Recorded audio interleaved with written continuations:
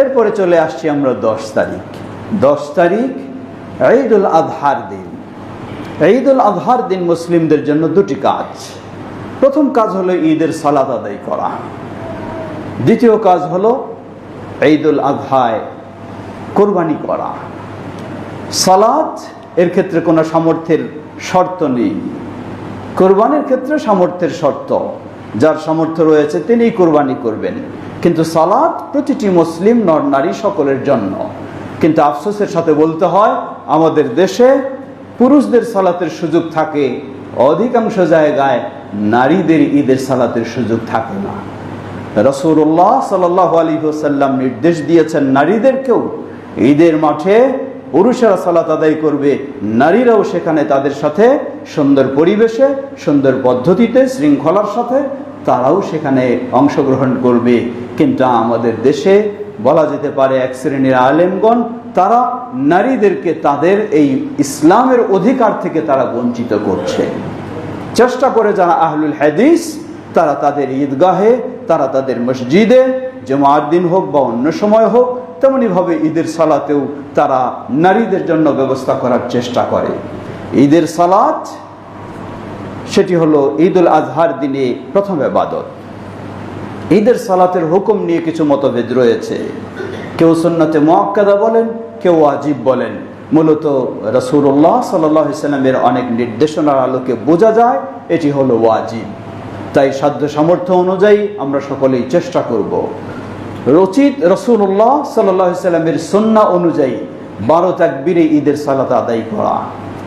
সেই 12 তাকবীরে ঈদের সালাত আলহামদুলিল্লাহ এখানে যেহেতু মাঠের ব্যবস্থা নেই, তাই এই মসজিদেও ঈদের সালাত আদায় হবে ইনশাআল্লাহ। আগামী 28শে মে সকাল 7:30টায় 7:30 এখানে ঈদের সালাতের জামাত অনুষ্ঠিত হবে, মেয়েদেরও ব্যবস্থা থাকবে।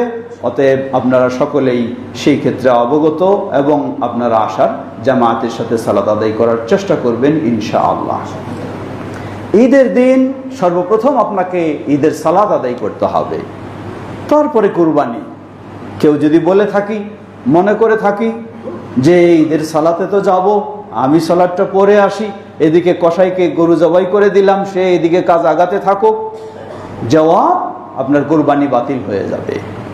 হাদিস সহিহুল বুখারী, আল্লাহ রাসূল সাল্লাল্লাহু আলাইহি ওয়াসাল্লাম বলেন, আউয়ালু মা নাবদা বিহি ইয়াওমানা হাদা আন নুসাল্লিয়া সুম্মা নারজি' ফানানহার ফামান ফাআলা যালিকা ফাকাদ আসাবা সুন্নাতানা ওয়া মান কাদ্দামা ক্বাবলাহু ইন্নামা কাদ্দামা লিআহলিহি আও কামা ক্বালা নবী সাল্লাল্লাহু আলাইহি ওয়াসাল্লাম।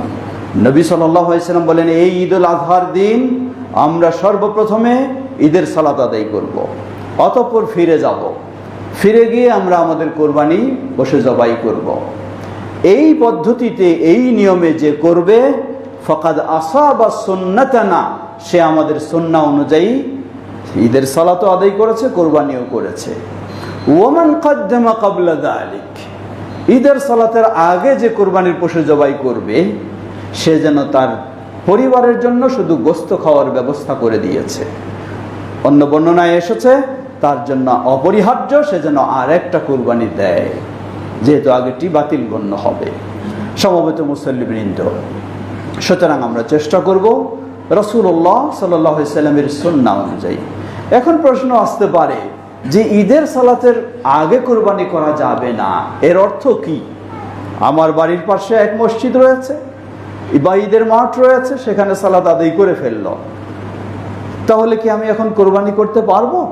জবাব না, এটি হলো আমার বিষয়।